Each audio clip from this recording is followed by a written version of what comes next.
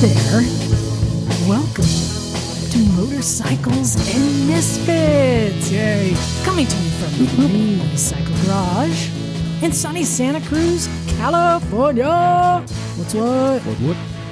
Hey everyone, this is Liza. And yet another good day in the garage with perfect weather, wouldn't you say, Emma? Oh, yeah. Oh, yeah. Oh, yeah. I actually got something done. I'll get to that in a second. First, let's get to who is here in the studio running the board. Of course, it's Stumpy John. I'm leaving on a jet plane. I don't know when I'll be back. Well, actually, we I do know when you're going to be back. And it's party time Unless I at fall off Lisa's the house. Himalayan mountains. Oh, that's right. Mrs. Stumpy's having a party. I got the invitation. She should. On the Classic Girl Couch, it's Miss Emma. Guess my weight and win a smack in the mouth. Hello, darling. 125. Oh, close. Kilos. I think she's weighed in stones. Oh my. And stones. And of course, on the Classic Girl Couch, it's Mrs. Stumpy. Hello, everyone. Hello. Joining us for the first time, still trying to figure out what is happening. It's Tino. That's right. Or should we call you Captain T? Ooh, Captain I like T. that. Captain T, that's his radio Captain name. T with a little Actually, wee. that's Dr. T. Dr. T. Yeah, All right, Yeah, no, Captain T did Love It Will Keep Us Together. That's right. That's Captain N T. Tennille. Captain N.T. All right, Yes. I like Dr. T. Dr. T. Coming at you live. And also going to be taking a trip coming up soon, joining us. Is this your second time? Third time? Second time. Second time? It's Patrick. Still figuring my way around this place and Yeah, I understanding know, what's right? going on. What's going Hello. on? And then, of course, joining us from his luxurious garage full of vehicles, it's Bagel. Ciao a tutti. Is that a tutti frutti? One, two, Ciao a three, say tutti, what? frutti. So I mentioned that I got some stuff done today, and I want to come clean. I want to bare my soul and say You'll that, feel better for it. you know what? You know what? Hey, We're dirty for I'm owning it. I'm being honest. I kind of messed up. Well, so, I rent my KLR out on Twisted Road, and I had 2 rentals this week, in fact. Well, Zach used it last weekend, and then on, I think Tuesday I had a rental, and then on Thursday, this lovely man named Bjorn from, I assume, Sweden. Is that where the Bjorns are from? Generally, yes. A lot of them, yeah. Yeah, though he lives in Vietnam. Oh, okay. He's probably a chef. Yeah, I'm not sure. And he's an engineer, really cool guy. Oh, so he's not a chef. He's had a couple KLRs. And He must be a cool guy. yeah, right? So he came and rented my KLR, and I'm like, here you go. It don't look good. I cleaned the mirrors, And then he's like, all right, we're checking the bike out. And then he checks the chain slack. Oh, it was really bad. Oh, There was like 4 inches of play. It was oh no. really bad. I'm like, oh my God, I'm so sorry. I didn't know. I checked the air pressure and I cleaned the mirrors. I just didn't think about the other maintenance stuff, right? So I'm like, I'll get that done right now. I'm in my work clothes and I'm running around with wrenches and pulling out the cotter pin, and he's an engineer, so of course I'm like, I got a new cotter pin for you. Like I'm already like, oh, feel bad. So get that adjusted, and he takes off and he calls me 15 minutes later and he goes, it's really low on oil. Oh, no. I'm like, oh, bring it back. Oh, oh I feel bad. So I had some oil ready. It took a quart. Wow. Oh my God. Do you know how much oil the entire bike takes? It's like I do not Two- know. two- 2.5. 1.3. But that's not surprising me. 2.5. I've done that on my KLR, and it's like, wow, I can't believe the But you engine's haven't really still running. ridden it very much. Well, I guess you've been renting it, huh? yeah, Yeah, but but no, not I mean too all singles use oil. In my defense, I had already planned to do an oil change this weekend. I'd already ordered an oil filter and oil and everything, but I just, You, You know, just thought it's a KLR. You thought you would squeak in one more rental to some poor, I didn't. I just. hapless Swede. I'll be honest. I don't think to check that stuff so much. So, I felt bad. I felt bad. And then of course he brought it back, and he's a nice guy, but he's like, yeah, it's making a lot of noise, and you should check the balancer chain and the timing chain, and you should do the doohickey, and you should do this, and you should really supply a USB adapter because I have just the regular. You know, I'm like, oh, he called me out on stuff that I'm like, he was right. Yeah. He was right. So I'm owning it. I felt bad. I need to do better. Actually, I mean, you really do, Liza, because there's a couple of reasons for it. Number one, I mean, ultimately, you run the garage. So, I know this was very embarrassing. But even that aside, I mean, anybody who puts their bike on Twisted Road really has an obligation to try and keep their customers as safe as possible. And that's why I wanted to come clean and not just hide it. No, right. Because I'm like, you know what? I need to be more responsible in putting other people proud on of my you, bike. Liza. You've come a long way. Did all those things today. But I'm using this also as just kind of a PSA. Like, hey, if you're renting, check your shit. Yeah, because if it happened to your bike, you know it's happening to other bikes that other people are renting to. Yeah. So get on it. My bad. Sorry, Bjorn. That's all I have to say.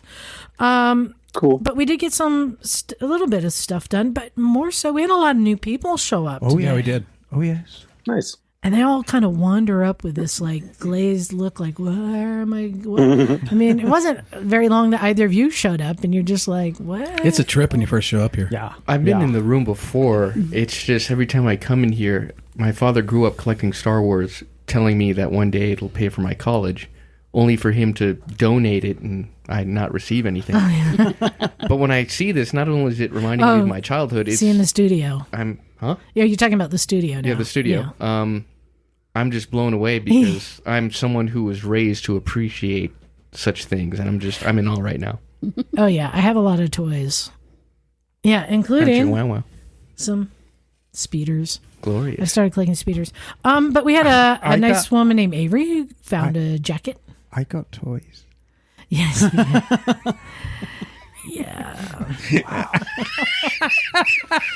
So Avery, delightful lady Avery, and she got herself a bejeweled jacket. Yes, she did. I said, lean into it. Put more bejewels on. That's right. Well, she's riding a minty green buddy. But also I think I hate to say this, my favorite new person of the day was Gino. Oh, Gino. What a lovely young man. He really was. And I tell you what, S1000.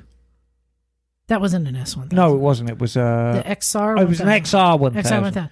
He's 19 years old. Yes. Yeah, that's a nice bike. And, you know, he had his first bike, he started riding him when he was 15 and a half, was a 9T, a BMW 9T. Well, no, that was his first street bike. He's been riding on the dirt since 8 years old. Yes. I mean, you know, his dad's a GS. His GS rider. What I think is a pretty responsible bike, considering. I mean, it still is a big bike. But plenty of horsepower, but it is. But what a nice young man who seems to be really responsible, I would say, you know, for owning like a nice bike and not showboating it at all. Oh no, not at all. Not at all. But just like, he wanted something a little bit, not as heavy as a GS. Right. So what a great guy, and he hung out all day just kind of just watching the Emma and Liza show. Yes. And what a show. I know. What a show. Well, speaking of shows. Really big show? Speaking of shows, there's a... Oh, look, there's a man. There's a big show coming up that I'm going to be going to. Oh, really? And what show is that? It is. Well, I've been talking about Americade. This is the first time I'm going. Yeah, that's right. And I'm really excited. As you should be. It's an event I've heard of over the years, but never wanted to travel cross country to go to an event. We have a lot of events over here, but this year there's some things happening that I got involved with. Right. And I'm really excited to be a part of it. I'm going there, and I'm going to be there like a week. It's really cool. But you know what? I've never actually been there or experienced it. And I figured, the best person to really tell us more about this event is Christian Dutcher, because he runs this whole thing. And not just that, he grew up in it. I mean, what a cool life, right? To have your parents have an event like that. So joining us all the way from somewhere over there, it's Christian Dutcher. Hey, Christian. Hey, everybody. Hey, there he is. So please forgive Liza, because anywhere east of the Mississippi is somewhere over there to her. Where are you actually speaking to us from? I am about 40 minutes from the border of Canada in Vermont. Wow. Oh, we have many misfits from Vermont. It's a good place. It's a good place. Nice. Christian, I just figured out who you look like. Who does Christian look like? Chris Martin from Coldplay. Oh, he does. Have you gotten that before? I think if you meet me in person, you may change your mind. I would like to look like Chris Martin from Coldplay. I think the lighting is really good right now. So first I wanted to say, hey, thanks for, including me. Because I said, hey, if I'm coming, put me to work. And boy, have they. I think I need a handler to just point me in the right direction and tell me what I'm doing next. But Christian, I want to talk about the rally, which is coming up in a week, 9 days? Mm-hmm. From Yikes. 8 days. Yikes. Yeah, I know, and it's not your only event, so we'll get to that. But let's go back to the history of Americade. So, how long have you been involved with it? Well, I've been involved with it. It was probably breaking some child labor laws, because my parents started it and I worked at it when I was 14. So that was back in 1983. That was a long time ago. What were you doing? The hot dog cart? Yeah, exactly. I was handing out packets and just being a gopher for my parents, who had no idea what they had started. It was the first year thing. And, there's that old saying, what if you threw a party and everybody came? That's exactly what happened. And very quickly they realized, holy mackerel, there's something here. There's something really big here. And, 20 years on, I was still working every year with Americade, but I had my own career. And then one day I was at a crossroads and my father said, what do you think about stepping in full-time year-round? And that's what I did. That was back in the early 2000s. Is it a dream gig? Yeah, I mean, it is. It is, Pause. but it's also, it's a lot of work. Yeah. It's extremely stressful. So I reflect on that all the time. People have a wonderful time. We have attendees and volunteers who have been with us for literally decades. They love the event, and it's something really special to a lot of people in some pretty profound ways. And that's pretty cool to be part of. And, it's like a cliche thing, but there are times when I'm riding my bike, trying to find new routes that I'm going to introduce hundreds or thousands of people to. And I think this is my job. So that's when it gets really sweet. No. And that's something that I thought it'd be really cool. And to talk to you about, organizing an event of this size has got to have a lot of stories. But let's go back even further. How did this event start? Well, there used to be it's an interesting story. Years ago, there was an Aspencade in Ruidoso, New Mexico, and that ran for a number of years. And my father was he was the PR director for Harley Davidson, which has its own back during the dark, dirty days of AMF. And anyways, he was aware of that event went out of business. And my father was at a crossroads himself, and he thought, you know what? Northern New York, there are a lot of beautiful roads up here. I bet a motorcycle rally would go over well. So we called up the guy, and he essentially licensed the name Aspencade. It was kind of a funny little side story there. Years ago, Honda's flagship touring bike was the Aspencade, and that was named after that New Mexico-based event That's pretty cool. For the whopping price of one motorcycle. This is pre my family. This is back when the old guy had it. The other guy had it. So he thought motorcycle rally could work. He licensed the name Americade. He had a lot of motorcycle contacts from his Harley gig, and one thing led to another and rapidly became a thing. That's pretty cool. And I was just curious, do you know where the name Aspencade came from? well, there are a lot of aspen trees in New Mexico, and there are also a lot of aspen trees out here, and sort of merged it with cavalcade because it was run in the fall back then. So joining the fall colors of aspens with a cavalcade of motorcycles, and hence Aspencade. Well, guess what? It's game time. Yeah. All right. You know, I thought that Americade and Aspencade are pretty interesting names.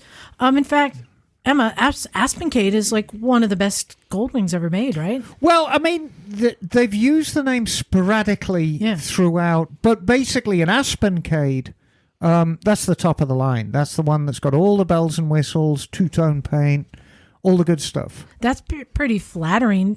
Oh, yeah. I didn't know the origins of the name Aspencade. It was named after the event that then became Americade. Right. So I thought it was pretty cool having that cade on there, and it made me think about other words that have cade in them. Oh, good. So I'm going to play a little game, and it's going to be, this will sound unfair. I love this. But we are going to put Christian and Bagel together on one team. Right. And then we're going to put everyone in this room together on one team. And All right. so what I'm going to do is... Christian, you are actually going to win this. This is my prediction. Because Bagel is an extremely smart guy. You're obviously very smart. We're the thickies in the studio, so you're golden. So here's how it's going to work. I'm going to give you the definition of a word. We'll do one team at a time, and you're going to have 6 seconds to name the word. And if you don't get it, the other team will get to steal and get a point. And will the word end in cade? And it ends in cade. Oh. Okay. Aha. So let's start with Bagel and Christian. Are you guys ready? I'm ready. We're ready as I'm going to be. The definition is a procession of motor vehicles as in a parade. Motorcade. That is correct. Point goes to Team Zoom. All right. All right. Team Room. You ready? Let's do it. A usually improvised structure set up as across a route of access to obstruct the passage of an enemy or opponent. Barricade. That is correct. Point. Great. All right. Team Zoom. I always thought You're that up. was because the guy made it was called Barry. Oh, that would make total sense. All right. Team Zoom. John Cade wouldn't sound the same. A procession of riders or horse-drawn carriages. I would say a cavalcade. That is correct. that's Oh, good. just under the wire. That is a cavalcade. Okay. Team Room. Are you ready? We got this. A heavy, uncontrolled outpouring. Cascade? That is correct. Wow. Ooh, tie. She's sexy doing it, too. Tie. All of a sudden, I don't know words. I know. All right. Pressure. It's All got right. me too. All right, Team Zoom, are you ready? All right. A commercial establishment featuring an array of large mechanical or electronic games. Arcade. That is My correct. old home. I should have known that. Did many an hour there. All right, Team Room, you ready to tie it up? The face of a building, especially the principal face. Well, a facade. facade. That is correct. That was a tricky. That was a tricky Yeah, one. I was going to see if that we could say was a facade. Very sneaky. Facade. It's a facady. All right. Very picturesque. All right. Team Zoom. A period of 10 years. Decades. A decade. Whose team are you on? Sorry. He's so excited he knew that one. All right. Point goes to Zoom. Okay. Sorry. Okay. Now to the room to tie it up. A heavy fabric interwoven with a rich raised design. Brocade. That is correct. I looked right at Emma because I'm like, there's no way she's going to miss this one. Well, and I had a Dodge Dart with brocade seats.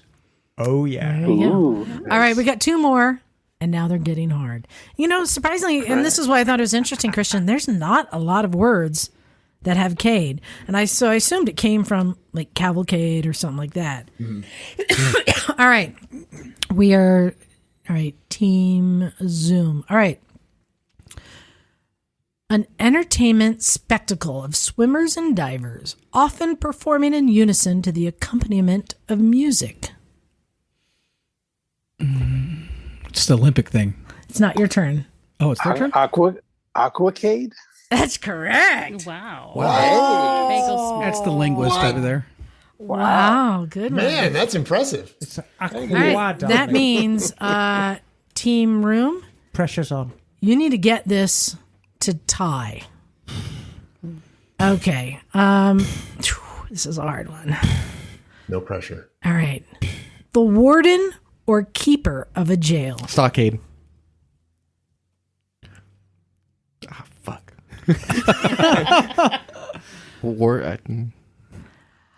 Time's up. Team Zoom, do you want to try and steal? I don't know. Not Can sure. can you repeat it? Time's up. The warden or keeper of a jail is an alcade, Really? Never which heard was of a it. Never British heard of term, it. which I thought Emma might be able to get that. No, it's a British term from the 17th century, darling. we were all my Right. time. we were talking about history today, and But- what happened? But It's the kind of history that I like. that was the steam era, dear. So, congratulations, Christian and Bagel. You won the Cade game. Woohoo. Thank you. Yay. So let's get back to this. So you grew up at this event, and when I had first heard of it, it went by a nickname, which I don't think it's not a bad name, but it was like the Goldwing Rally, just to separate. It's not like Daytona or Sturgis or Vintage Days, And it was its own thing, and it was called the Goldwing Rally. So was that more because it was catering to touring bikes? Yeah, it's definitely changed a lot since then. We're coming up on our 40th year, but it absolutely was a touring event back then. Probably the first few years, it was 90% Gold Wings. And what we are today is really a derivative of that. It still is very much not, nothing against them, but definitely not a Daytona or a Sturgis.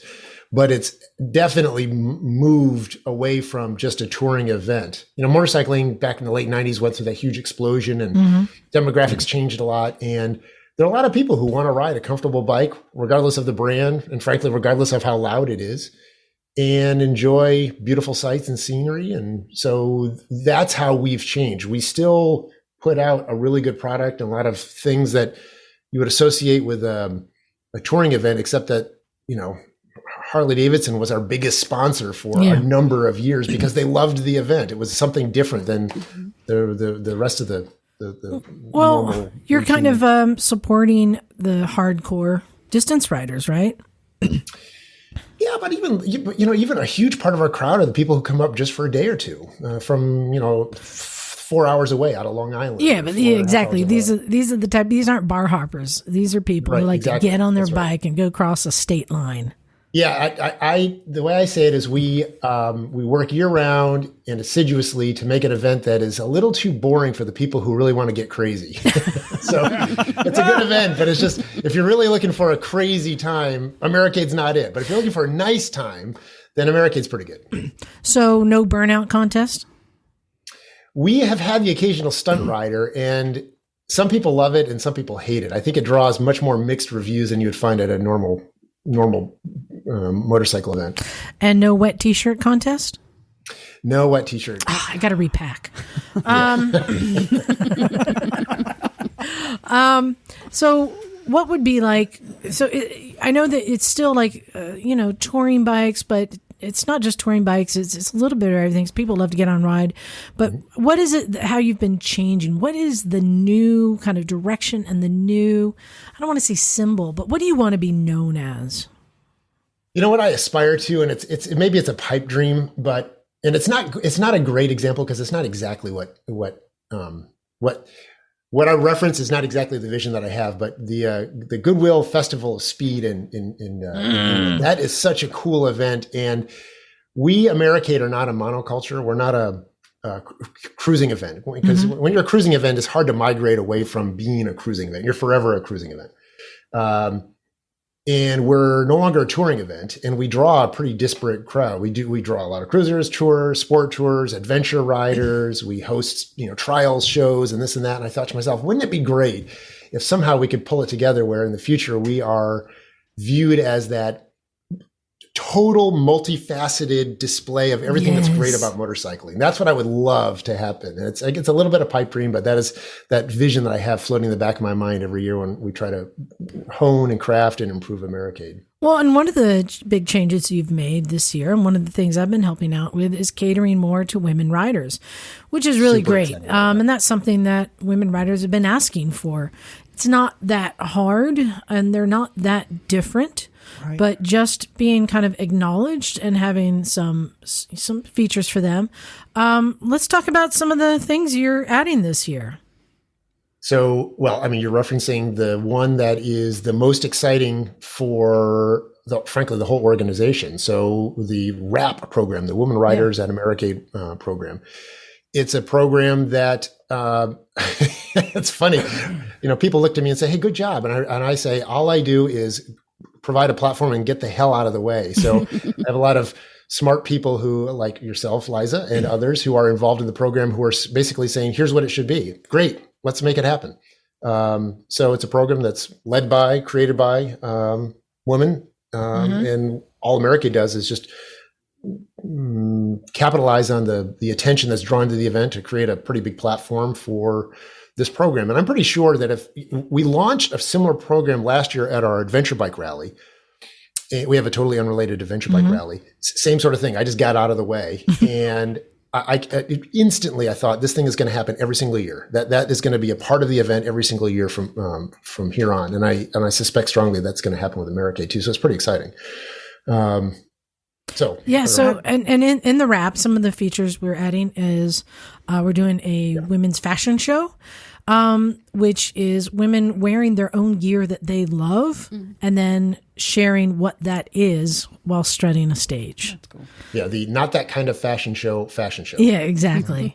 But, that's the thing. A lot of women have found something that fits that they like, and it's an opportunity for them to share it.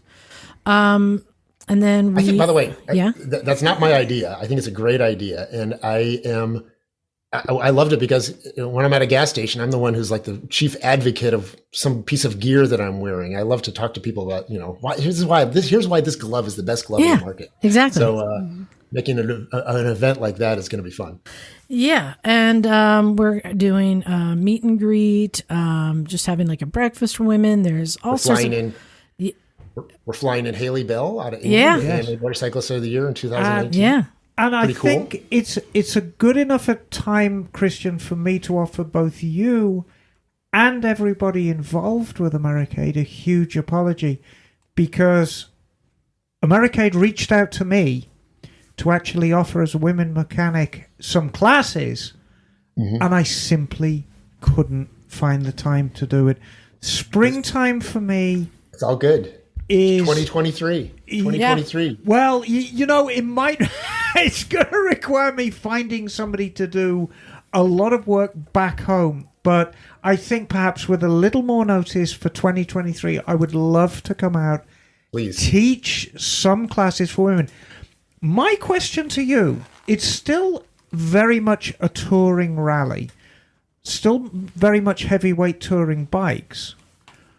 What proportion of female riders are you getting on them? Now, I service a lot of Goldwings at my shop, and a Goldwing in particular is still a traditionally male-owned bike for whatever reason. I mean, so how does that how do you see the numbers panning out at your rally? So, a couple of numbers, and frankly, they're estimates because it's constantly changing, and oddly, with the COVID in the past 2 years, it's been surprise. It's been pretty disruptive. So it'll be interesting to see what the numbers are like this year. But the number of Goldwings is very small at Americade this year, so it's really transitioned away from that a lot. The number of women riders, like the rest of the world, has grown substantially, but it's still a fraction. Yes. So probably, if I had to take a wild guess, probably 10 to 12% at Americade. Wow, that's a good number. overwhelmingly riding smaller displacement bikes. So rarely do you see a woman on a bigger displacement bike. That's changing a little bit just because, some of the manufacturers are doing some things that facilitate women on a bigger displacement bike, lower seat height, that sort of thing. But generally the interest has been, as I understand it, and I'm a guy, what the hell do I know? But as I understand it, mid-size displacement bikes are predominantly where you see our crowd, the female demographic riding. Yeah, and there are a lot of great mid-sized bikes that you can do long-distance riding on too. It's really a good fit.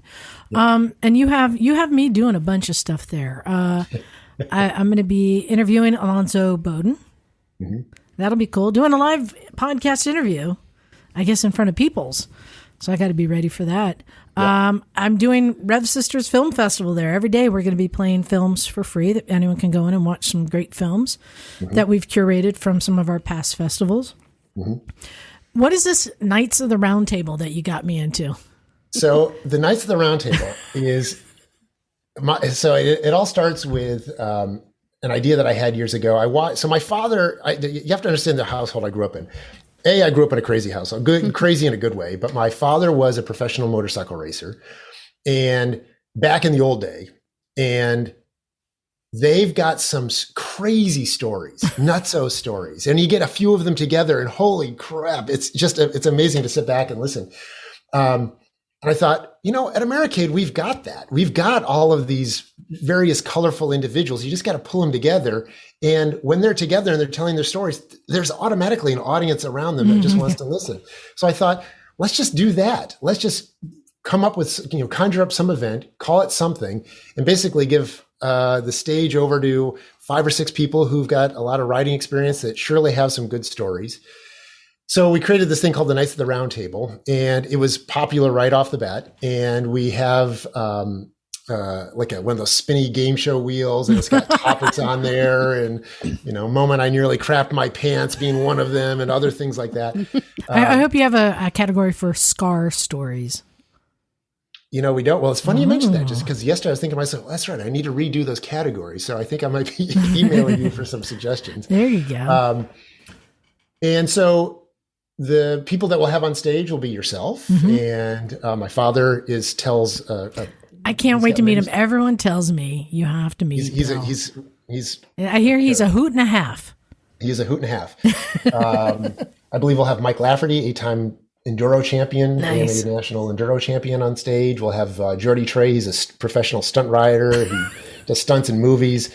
We will have, I believe, we'll have a reporter from ADV Rider. Oh, nice.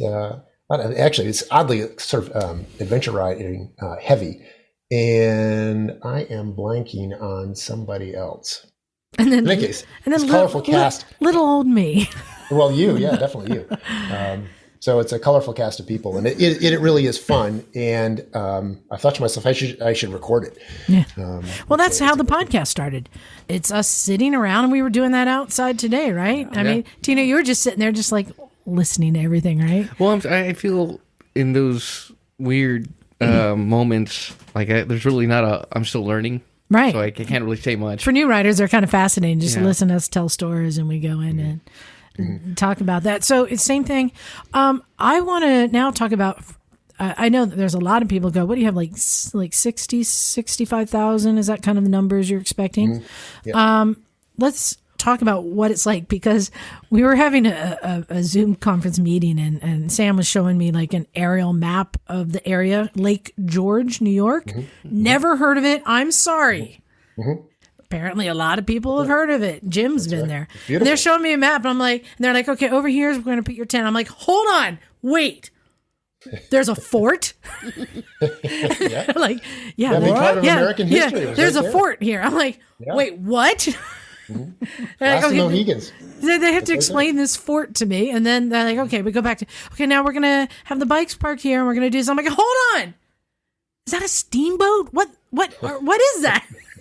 Yes, there's boats. It's a lake. I'm like, hold on. I just couldn't get past as I'm looking at this aerial map. Like, what a cool town! It reminded me of kind of Tahoe, It's a little bit like Tahoe. Imagine like a really narrow version of Tahoe whose mountains aren't nearly as big, but it's beautiful. I mean, it really is. It's a beautiful part of the world, and the lake itself is amazing. And it coincidentally is about 4 hours drive from some huge population centers. From Philly, everywhere. New York, Boston, Montreal. Yeah. So it's a great place to converge. And you kind of take over like the streets some. It's Yeah, with a reason. Yeah. It's not like on some grounds. It's like they take over the streets and use. A lot of people are participating. You have like bars and restaurants and all the stuff going on. So it seems like really cool. But what is the one thing you would say that sets your event apart from everyone else? What's the one thing you do the best? Because I've heard a humble brag about test rides. Oh well, that is true. Oddly, we're not even close to the biggest event in the country. Obviously the Daytonas and Sturgises are bigger by a factor of 10 or more. But we always get the most factory rigs there offering test drives every year, and we have done so for the past 25 years.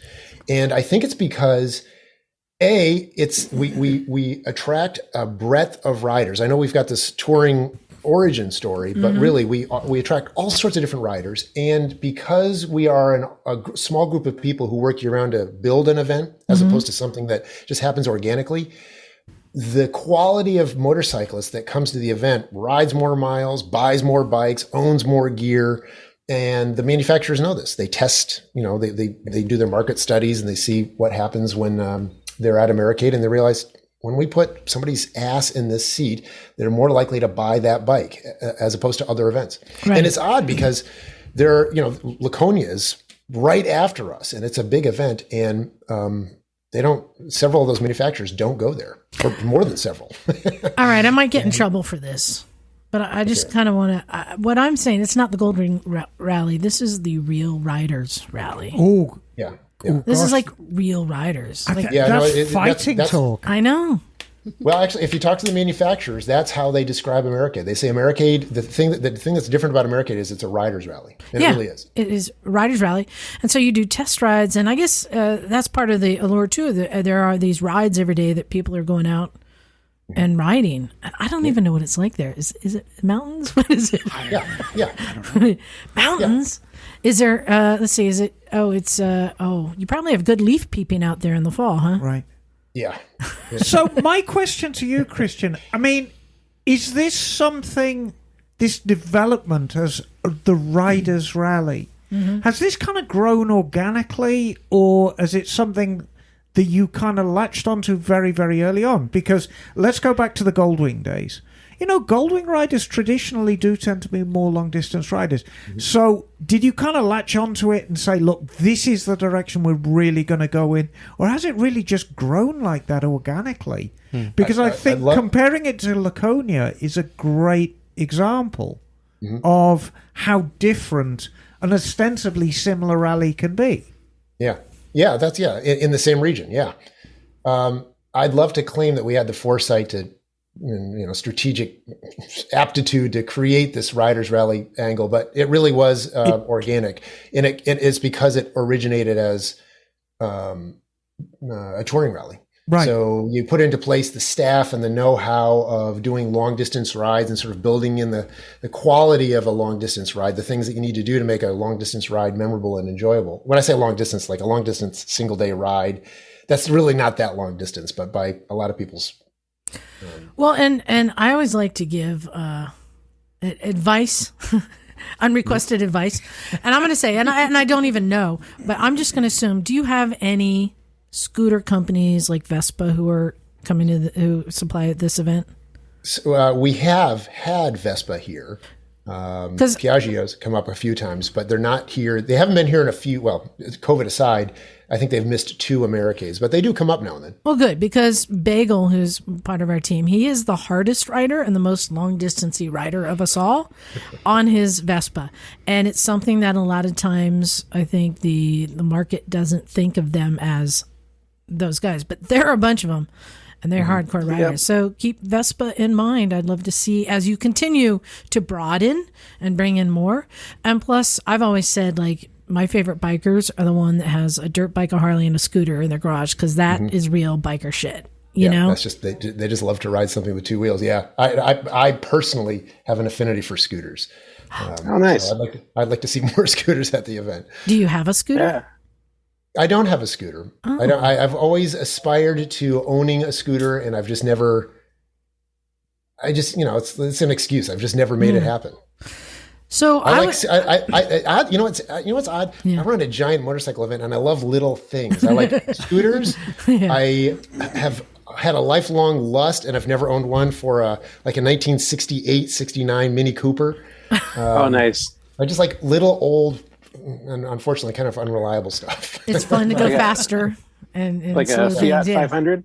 Yes, a Fiat That's 500. what he's got too. Yeah, Bagel might be your guy, man. I've got a story. Right? Sometime I'll tell you a story about it. So I'm curious Nice.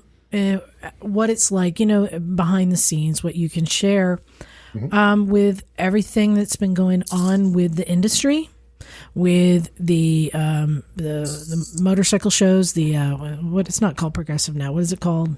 IMS. The IMS show pulling out, and a lot of people saying that the industry is not wanting to participate as much.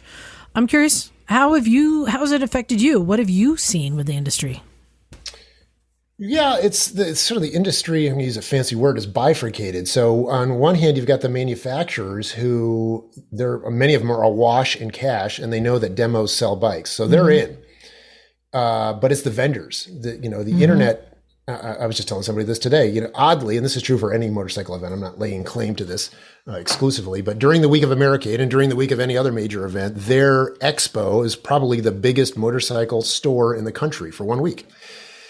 And just like the internet has taken a major bite out of bricks and mortar retail operations, it takes a bite out of sales at expos. So I hadn't really thought about that.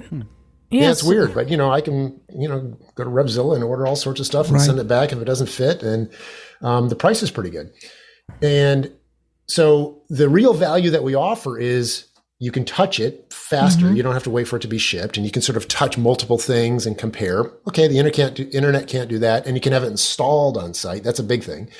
But nonetheless, internet's definitely taken a bite out of that. So those vendors, the non-manufacturers, their world has changed substantially, and I'm downstream of that. So our world has changed substantially. And the future that we'll always have an expo, and we'll always have vendors. I say always, maybe IMS was saying this a few years ago, but I really do believe that there will always be this part of our event. But we have to shift into something that occupies a different space. Namely, we're not just an expo. We have to be an entertainment venue. So walking in and seeing these vendors, that's part of the entertainment, but it can't be only the entertainment. There has to be some other really cool motorcycle stuff going on. And if you knit that all together, where you're touching people on the commercial side, this is this thing you can touch and feel and buy and install, as well as, holy mackerel, look at those things. I've never seen those before. And it's motorcycling related, and that's pretty cool. And also give people an opportunity to relax and enjoy themselves. Then you've surrounded them in this environment that's memorable and worth going to. And that's likely the future for any successful motorcycle event. And AMA Vintage Days has done a good job there. Oh, sure. Yeah. And I think that this is still the best place for people to get their products out that people haven't seen before.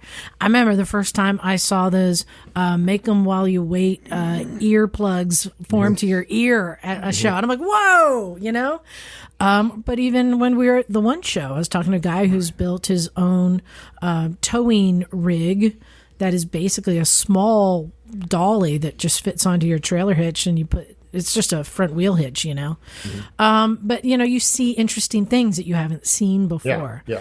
But that's interesting. I mean, we've just to hop onto that, we've had a couple of products in the past few years that have been effectively launched at Americade. One is this Kirsch helmet. I don't know if you're familiar with Kirsch helmet, but it's pretty cool. Is that a smart helmet?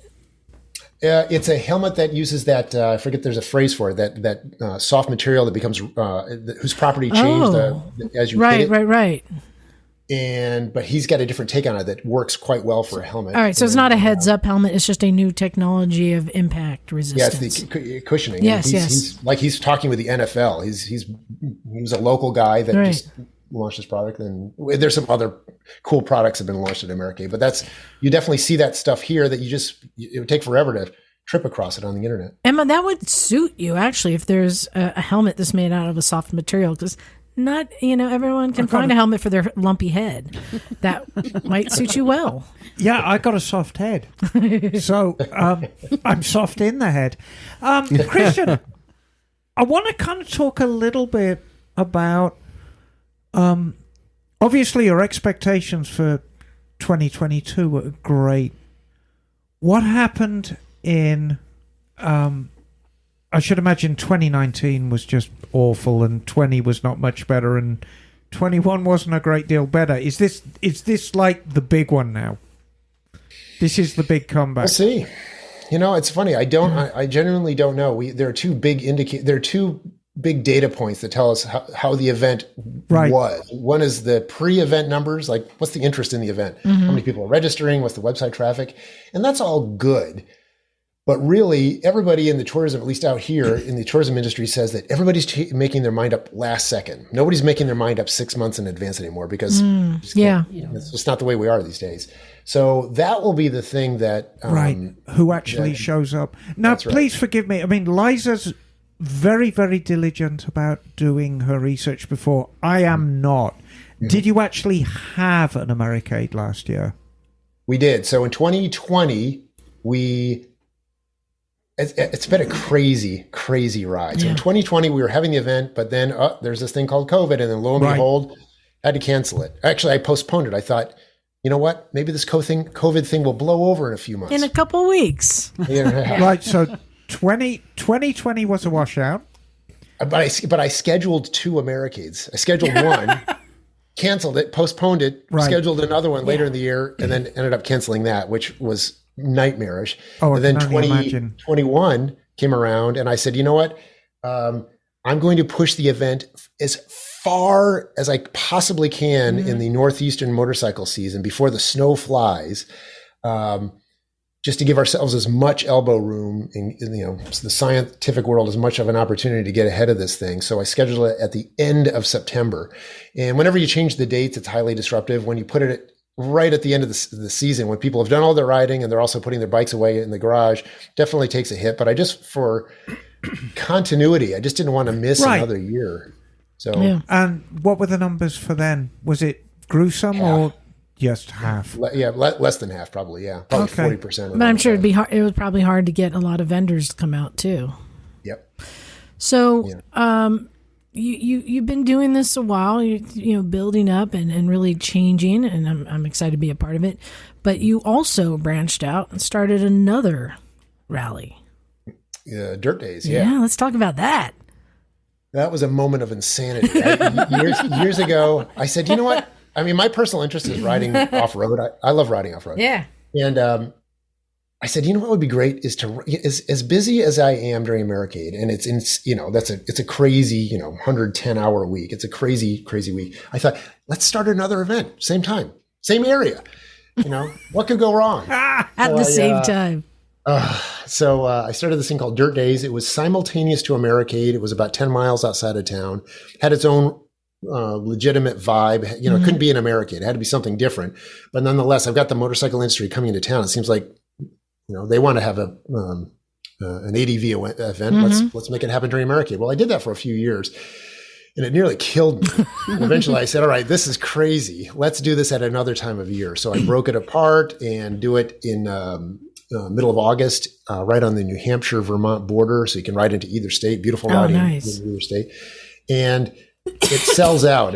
We cap it at a little over 600 people pre, and then you get about another 400 people who show up. So we're about 1,000-person event, which is big for an ADV event. And we cap it. You can only put so many people on the roads in this region before you start really doing damage to the riding community. And I do not want to do that. And how is it? I know one of the hardest things about doing any event is insuring it. How is that with an event you're going dirt in the dirt? Are you having to? How do you handle that? Is it on private grounds? No, it's mostly on public. We do ride on some pretty great private stuff, but it's God bless the AMA. The AMA has the relationship with an insurance firm that you dial them up and you pay the money and you get insurance. And it's getting nitty gritty behind the scenes. That's one of the most challenging things, and they make it a pretty turnkey solution. So that's really well, great. I know some events the insurance just keeps going up to the point where they shut down because it's just too hard. But it also sounds like your event isn't really catering to the nutso crazy riders. One of the things that I think is quite unfortunate, and I kind of report every year, is the Sturgis death count. And I can't believe that there's like a death count every year.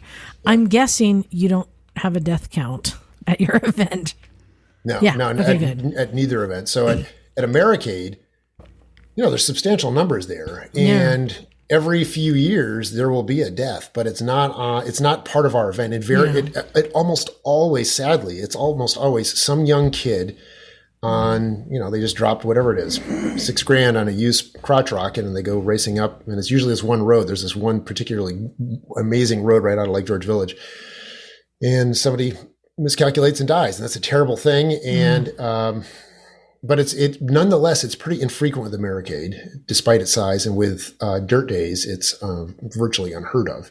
We had a rider a few years ago have a heart attack and die on the bike. Jeez. That was. That happened at Vintage Days when we were there one year on the track. And, and I said, we talked about this when we were talking about like people who've died on their bikes. I'm like, that's a legendary way to go. He had a heart attack on the track and just went off the track and dropped dead. Yeah. And it's awful, but if you're going to go, oh my God, it's legend. Something to love. Well, the cowboy way, I believe, was dying with one's boots on. But That's right, sadly, and we've predicted this for a while, Emma's going to die on her toilet. Oh, man. And we all know, and she's accepted it. I have, Went out and like it's probably going to be after a particularly spicy lamb vindaloo and gin and tonic fueled evening. Fiber's your friend. Yes. So it's just something I have to face. Me and Elvis. I don't know what your afterlife preferences are, but you can probably arrange it to have your ashes interred in a toilet. Actually, it brings a new meaning to the word interred. Well, it really, it really could be. No, I'm just planning on, happily hanging out with Elvis and Salman Rushdie and anybody else who's up there waiting for me, You say that, but over here on the mantle, I have my dad's ashes and my dog's ashes. Yes, side by side. They're in the room with us. Exactly. Wow. Well, I wanted to make sure we paint a full picture of what your event is like. Let's talk about some of the other things, because I've been trying to get an idea just from browsing the website, and I'm like, there's bands and fireworks and cruises. Let's talk about that. What are some of the other spectacles there? So Lake George, we're talking Americade now, right? Mm-hmm. Yeah. So Americade, you mentioned this before, but Lake George is. Sorry, Lake Tahoe, but it's often voted one of the prettiest and sometimes the prettiest lake in the country. And it really is incredibly beautiful. So we have these we rent these big ships, 400, 600 person ships that go up the lake with catered, meals and bands. And we do a veterans cruise where a few years ago, I have a neighbor. I live in Burlington, Vermont, who's part of the F-16 contingent up here. And I told them about the cruise, and they did a flyover over these cruise ships, and it normally requires congressional approval or Senate approval or something, and it cost me a six-pack to make it happen. It was pretty cool. But in any case, we have these cool cruise ships that go up and down the lake. We have tons and tons of guided and unguided rides that go out every single day into the Adirondacks and into Vermont. We have the expo with music and stunts and so forth. We have moto sessions and road lessons, so lots of riding clinics to make somebody a better rider. Yeah. We are the only event in the country that Ride for Kids is partnered with. So Ride for Kids does their individial rides, but they've partnered with us as an event to make an event happen. And this is with the Strider bikes? Is that one? No.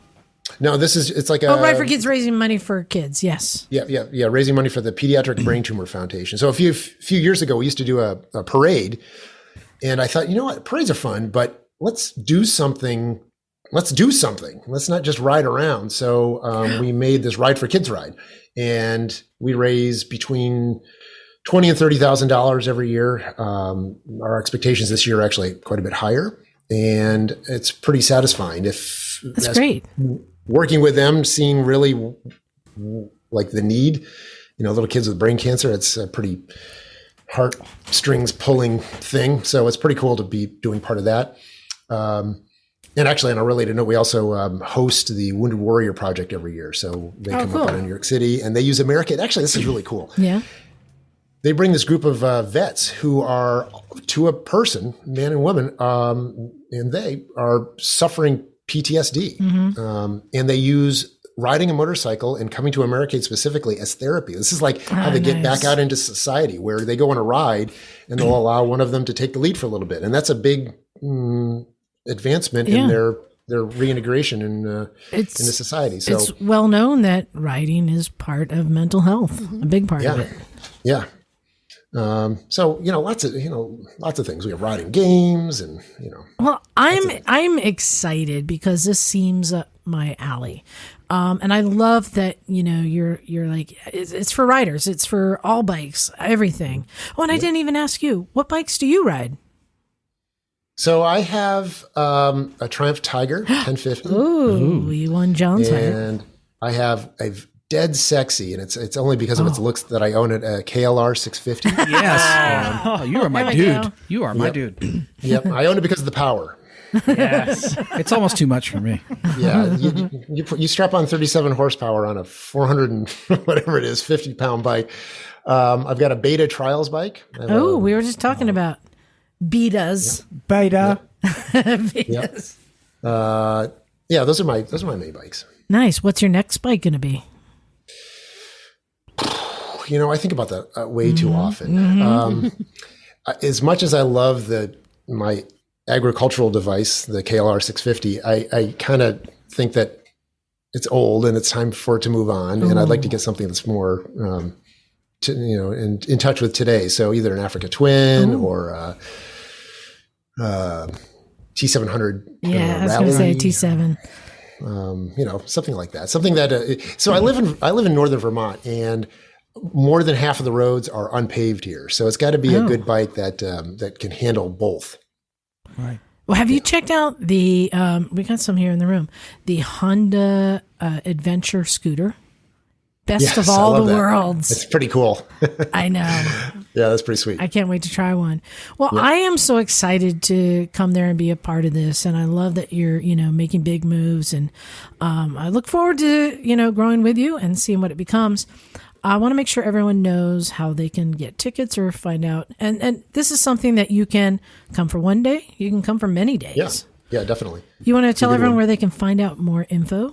Go to Americade.com. That's America. It's America with a DE at the end. Americade.com. It's a cavalcade of Americas. That's right.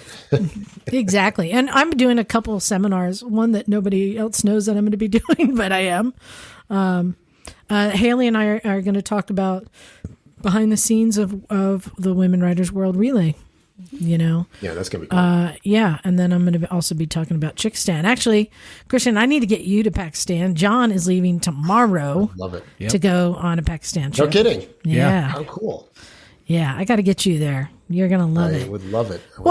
I wanted to thank you so much for coming on our show and also including me. And when I said put me to work, you did. You have me everywhere. Liza, first of all, I'm very thankful that you invited me to your podcast. I really enjoyed it. And we can't wait to host you at Americade. I think you're going to have a blast. And I think we're going to really enjoy having you here because I just know it's going to work well. And I can see you having a good time. I just have one favor to ask you when I'm there. Can you get me an interview with your dad? Oh, yeah. You kidding me? Everyone tells me you got to talk to Bill. Well, and your mom too. Apparently, she's a real character too. I come from funny stock. Nice. Yeah, I love that. But and I'm so envious that you got to grow up with this. And it's so funny that you rebelled and went away and got your own career at first. It's like we all dream, like, oh, I wish I could grow up like this. But you know what? You're here now. You've taken the reins and you're making it even better. So I'm looking forward to any of our misfits who want to come out and say hi. Please come on out. Yeah, come on out and say hi. We got plenty of misfits on the East Coast. Yeah, we do. And I can't wait to test ride some bikes. That sounds fun. Mm-hmm. Real fun. I know. Got a few for you. Uh-huh. You know what? Surprisingly, a bike that I test rode that I liked that I didn't think I would? The Nikken. Really? The Yamaha Nikken. Well, have you tried that one, Christian? No, but the last, like in 2019, at the end of Americade, I was utterly exhausted, as I am at the end of every Americade, and I laid down and pretended to take a nap between the front wheels of a Nikken. It made for a good photo, and it was kind of a nice spot to lay down for a while. But I think once you get over how goofy they look, there's a lot to like about the Nikken. Well, and that's the one thing I love about events like this where you can do test rides. And like, John, you tried a Triumph that you thought you were going to love that you didn't love so much. And I've tried bikes I didn't think I would love that I did love. So that's something that's a great service. So I'd say, like, hey, if you're in the area, come on out to Americade, try some bikes, take a cruise, watch some fireworks, and find me. I will be running around crazy. And we are the candy store, and you are the kid. And you can look for Christian. He'll be trying to take a nap somewhere. Well, Christian, thank you so much for coming on. Everyone, go to Americade. Check it out. I know there's a lot of people who probably know about it and are like, you idiot. This has been a great event we've been going to for years. I know. But hey, it's over there, as I said. That's right. It's because you live there. You live over there. Well, we need to get you over here sometime. Sounds good. Come ride the Pacific Coast Highway. I'll let you ride my KLR. Nice. Yeah. Nice hat, Christian. Thank you. Awesome. Well, we'll let you go. I know it's late there. Thanks so much. And I'm going to be seeing you soon. Thank you very much. All right. All right. Have a good one. Thank you. Yeah. Bye, everybody. Take care. All right. You guys, I'm so excited about going to this you are. event. Yeah, Well, as you it should does be. seem That really sounds cool. like a blast. And Sounds it fun. seems like he really does align with all the things that I love. And it's that, you know, what it it's is? motorbikes. It's the passion. Right. It's the passion comes through. And that's the thing I love. It's not about, you know, what's cool. It's about the love. Yeah. Well, you know, another thing that I love brakes. Do you? I do. There's a lot to love. There's a lot to love. I love brakes as much as I love giving money away. Oh yeah, I wanted to just give that update. I gave all the money away. Remember the $1,000? Did you really? I did. I sent it out to everyone last week. Clay from First Rides posted a nice big thanks to the Misfits. So yeah, just a reminder, big thanks to all of our Patreon subscribers because we were able to pass it on. But I want to go back to brakes now. You know, when we're sitting around the shop just talking, shooting the shit, Patrick, we were talking about all sorts of stuff today All out kinds there, of right? stuff, yeah. You know, and we'll get to, I think, European bikes, do or don't. Depends on where you're at in your riding career. I know. Be quirky. But this is one of the kind of conversations because we had, you know, an Aprilia KTM. I got KTM. We had a BMW, and we all kind of know what we're getting into.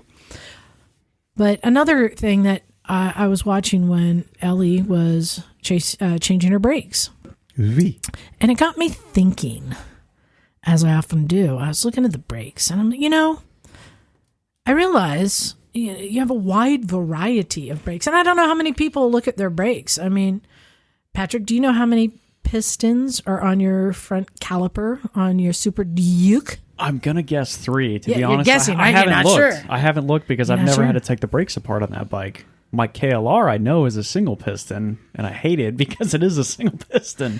So it But- got me. Yeah, I think a lot of people don't really look and just take for granted, what kind of brakes they have, and it got me thinking about you got single piston, twin piston, 3-piston, 4-piston, inline, 4-piston opposed, all the way up to the most I've ever seen on like performance machine, like replacement brakes is like 6, I think. Is that the most you've seen pistons on one caliper? No, I've seen 8.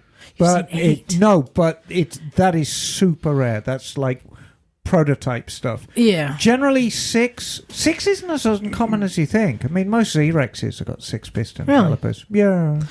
And you get ones that have maybe 2 or 3 on one side and then just a floating pad on the other. But then you get opposing pistons. And so I wanted to ask you, Emma, your opinion, because I never really, went on a deep dive on this. Right. Why? Why are there so many varieties? And Tell me why. What is the decision-making factor? Oh, God, there's so much. It's like picking your favorite child. And then we'll get into drum brakes. But for starters, let's just talk about calipers. We're just talking about calipers. For now, let's talk about calipers. Okay. So I have a question for you. Okay. A very, very simple question. Okay. Which came first, the disc brake or the drum brake? Ooh, on cars? Doesn't matter. Which came first, the disc or the drum? I'll go ahead and take the bait because I assume, like most people probably do, that it's drum. No. Disc brakes Really? predate them. But not pneumatic, right? It's cable actuated disc brake. Surely you mean hydraulic. Hydraulic, sorry, not pneumatic. Yeah, hydraulic. Cable actuated. Pneumatic brakes are a thing. But what came first? Cable actuated. Okay, mechanical operation. Yeah, okay. Now, What about the Flintstones brakes? Yes, with the feet. Yes. With the foot sole. I think that came first. That predated everything, the foot sole brake. And leather straps and wooden wheels. Yes, exactly. And mechanical brakes are still common on motorcycles today. So mechanical meaning not hydraulic. Yeah, not just cable actuated. As you Americans insist on calling them, juice brakes. Juice brakes? I've Never heard that term. Never heard that. Never heard No, that. juice brakes basically means hydraulic. I thought that's when the weightlifter needs to take a break and roid up. Juice break. So, let's talk about disc brakes. So, Yeah. a disc brake is exactly what it sounds like. A disc is a rotational plate bolted to the wheel, either directly or indirectly. That may mean that it's a single piece bolted to the wheel, or it's fully floating, which basically means you have a spider that's bolted to the wheel, and then the disc is suspended off that. And there's various reasons for doing that, which I'll get into. But the plate, the disc rotates, and then the caliper, by means of 1 piston, 2 piston, 3 piston, whatever amount of pistons, grip the pads, which are made of a high friction material, against the disc, and then you achieve stopping power. So for motorcycles, there was this massive shift in, gosh, I want to say 1972, 73, where suddenly everything got disc brakes, certainly on the front, and it was like overnight. And it was very much a case of, it was born out of performance because drum brakes had pretty much done everything that they could do. And there's reason for that. Well, didn't World War II fighter planes have disc brakes? Oh, yeah, they had anti-lock brakes as well. Yeah. And can we is it a quick sidebar to talk about ceramic versus semi-metallic versus It all boils... organic? You can talk about whatever you want, but the answer is exactly the same. Yeah. Friction.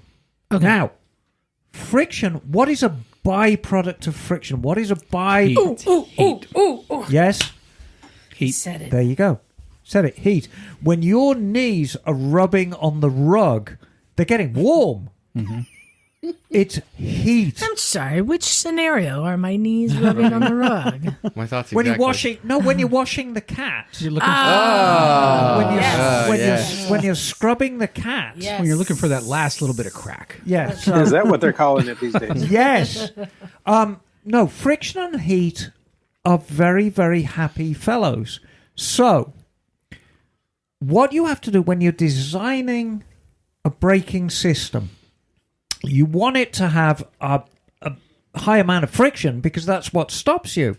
Right. However, you want to make sure that it doesn't generate an excessive amount of heat, or if it does, that the heat is dissipated away from the pistons in the caliper. So would that be an advantage over cable actuated brakes, that if it does overheat, it's not going to boil the fluid? That's a good point. Well, cable-operated brakes have been tried in the past, and for whatever reason, they're not the happiest thing. Yeah. I think a lot of it with hydraulic is it's a force multiplier. Yes, so exactly. For a very small input, you get a lot of force output. And What he that's said. the key. And Japan knows this, as do Brembo or any of the other European brake manufacturers, Arte, who does all this stuff for BMWs. And they'll tweak the size of the piston to give you that force multiplication. Now, brake fluid is very, very interesting stuff. It's non-compressible. It's not at all squishy. Yeah. You know, if you were to think of a scenario where you could have a vessel that's made of engine oil and you could put it in a hydraulic press, it'd be quite squishy. Whereas brake fluid, you can't squish it at all, which is why they like it for brakes. So when you clamp on the lever, it does everything it should. And as you said, a very, very small piston in the master cylinder, which is about the size of your pinky, is the piston in the master cylinder, is operating 4 pistons that are each the size of quarters. Yeah, I've never figured out that math. Yeah, there's a lot of math that goes into it. There is a lot of math, but the easiest way to think about it is a millimeter at the lever.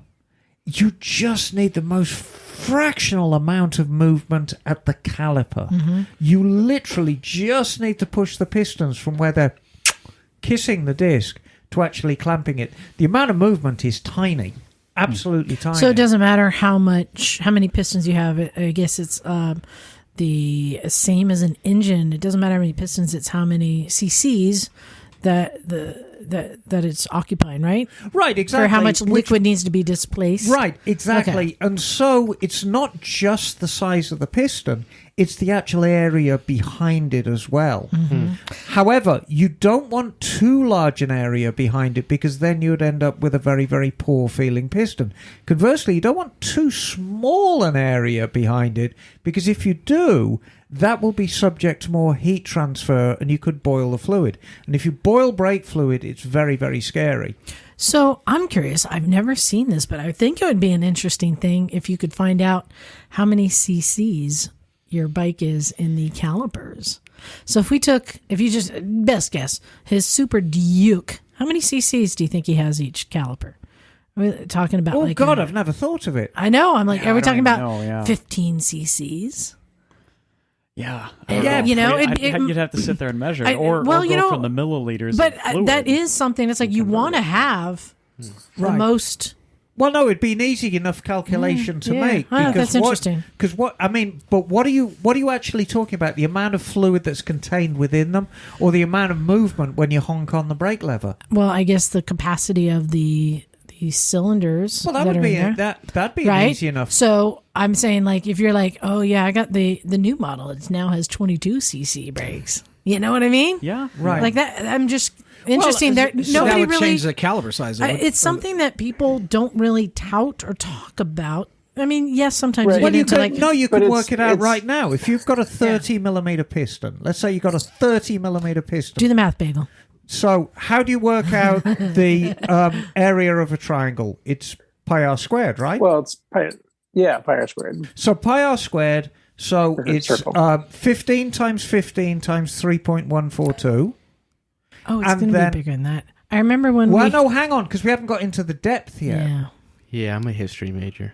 But I remember when out in the garage one day when we tested all the guys, how many cc's they were packing in their pants. Oh, God almighty. If I go by that, it should be similar to Right. pistons, right?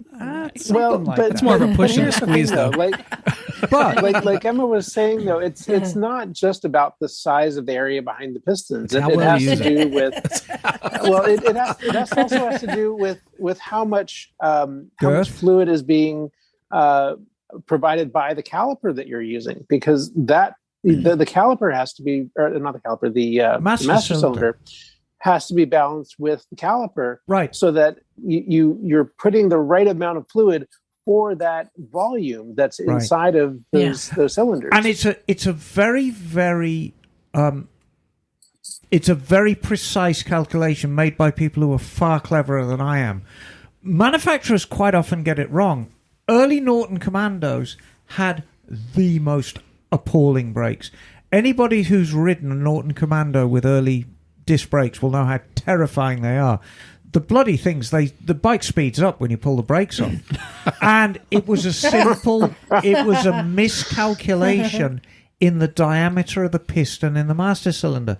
And generally the rule of thumb with Nortons is you go smaller, it gets a smaller piston. If you go down smaller, then you'll get a better brake. But Norton Commando brakes are just woeful.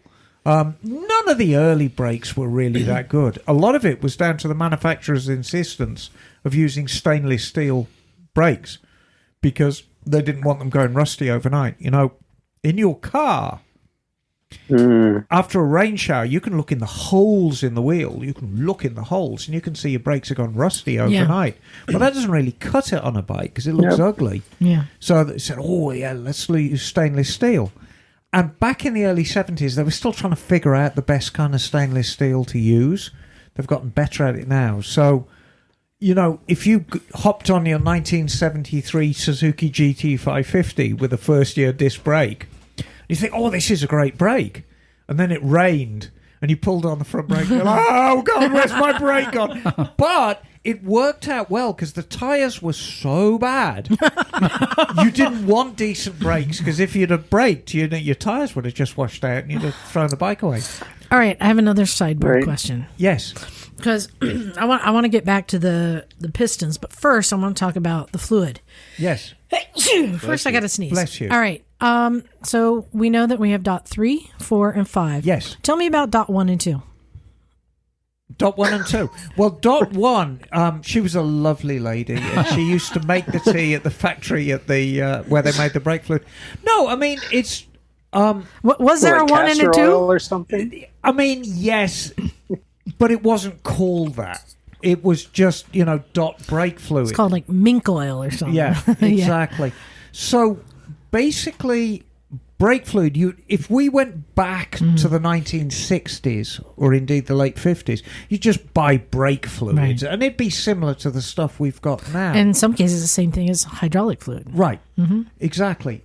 But as you go on and the stuff is developed, and developing a fluid involves changing the chemical properties so it's more resistant to heat, so it's more... That heat that keeps coming back. It keeps coming back, because that's a byproduct of braking.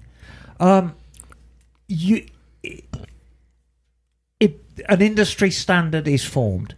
And when you have an industry standard and things are made to an industry standard, they say, okay, that's the bar.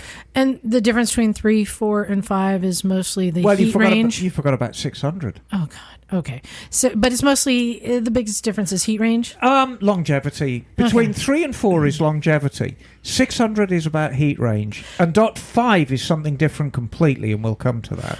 And you got a question? Yeah, just based off of what I'm hearing, it sounds like in the before times, the liquid was a lot more universal, but because technology's progressed, things became a lot more sensitive, and that's why we've had to develop. Well, vehicles go faster. Right.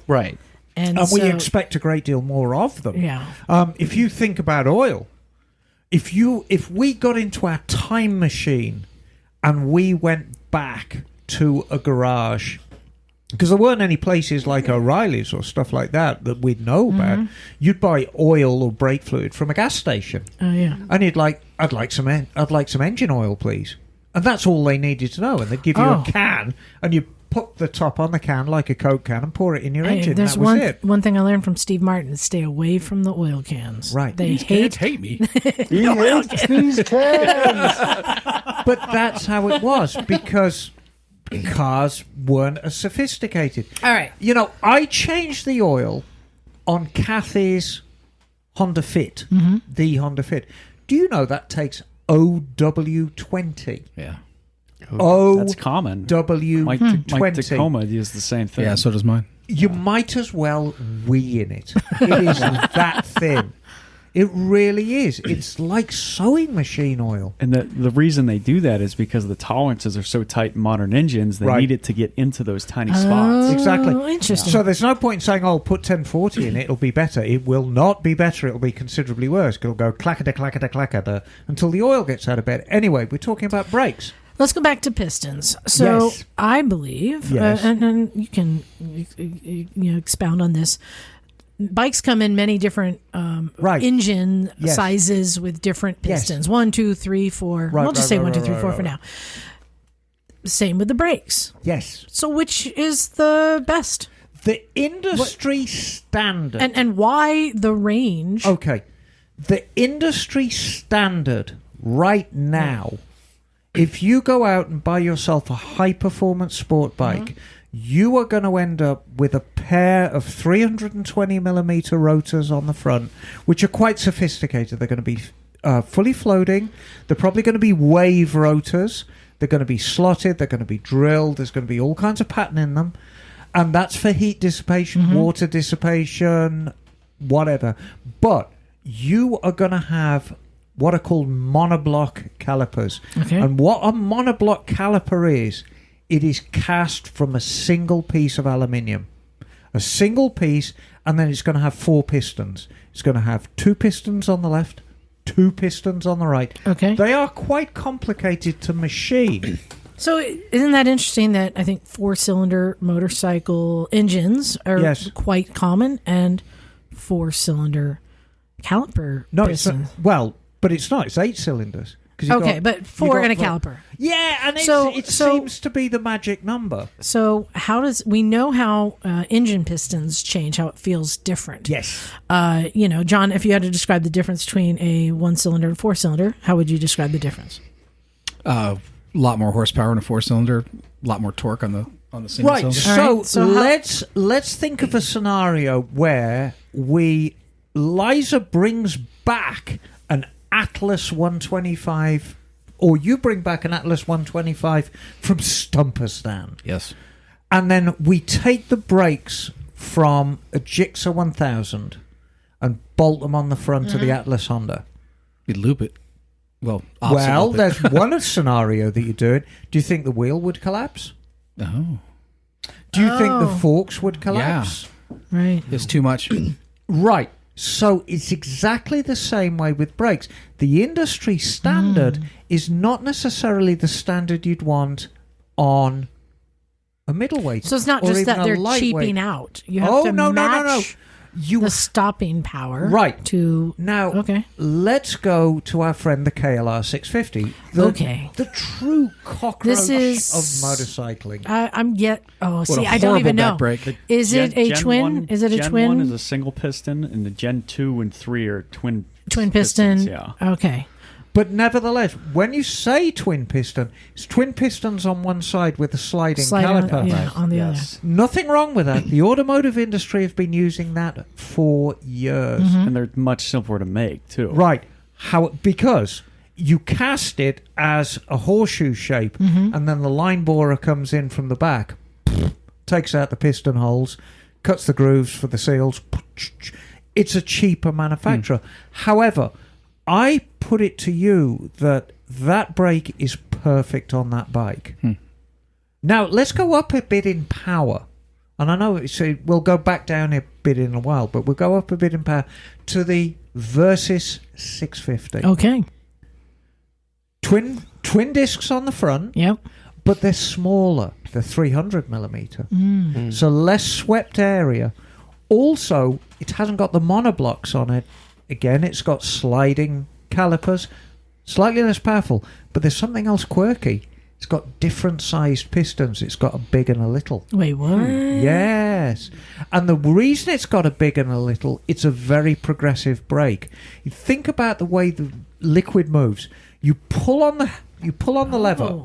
You pull on the lever, and fluid goes down the lines into the calipers, and it starts filling the chambers.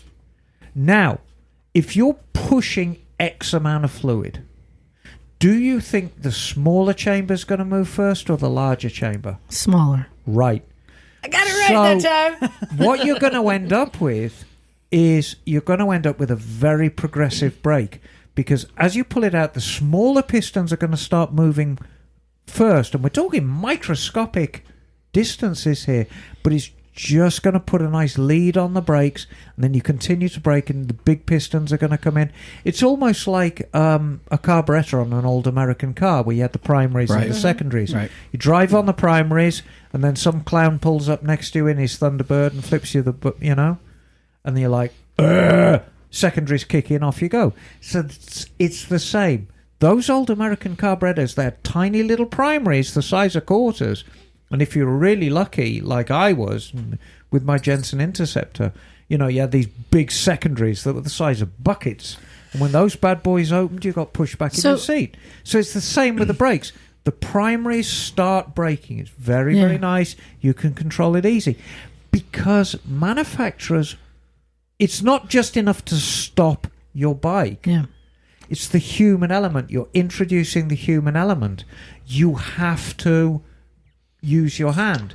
Now, a lot of people put fingertip controls on their bikes, and I hate fingertip controls. I think they're the instrument of the devil. You need a good long lever that you can modulate. It's all about modulating the brake. Sorry, Bagel. Right. No, that's fine. It's not just about stopping, though. It's about control. Because right, and that's exactly so many times. Right. When you use your brakes to slow you down a certain amount so that you're the right speed, and you need to be able to have that fine degree to be able to slow down the right amount at the right time, and to be able to rely on your brakes to do and respond the way that you expect them to. Right. So so we've already talked about the heavyweight superbikes. I'm not going to get into 6-piston calipers. Well, I mean, the unpopular opinion here, and I will own this, 6-piston calipers are a kind of a novelty. It's an overkill. I had them on my chopper. Yeah, well, that's an... But a Z-Rex is a high-performance bike. It does not need 6-piston calipers, but they look burly, they look muscular. It's kind of like the Dodge Charger of brakes. Yeah. A monoblock 4-piston is the state of the art right now. So can I ask you let's talk about discs. So just going back, thinking through, the early discs that you talked about on the Nortons, and then they grew, and then we had floating calipers and discs were different. And then you had the Buell setup, which was sort of around the outside of the rim. Novelty. That's a novelty. Was there any... It looked cool to me. It did look cool, but was there any... I think they claimed at the time it was a better setup. Or you have better leverage.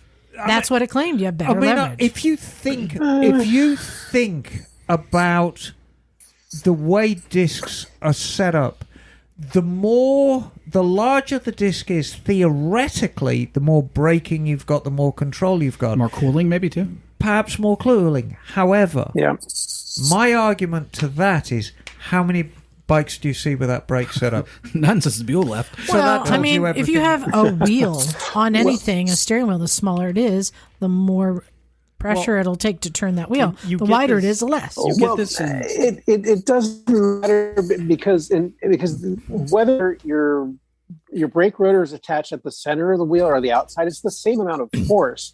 The only difference really is that if you have any flex in the wheel itself rotationally, you might have less of that when you have the brake rotor on the outside, but I think that's really negligible.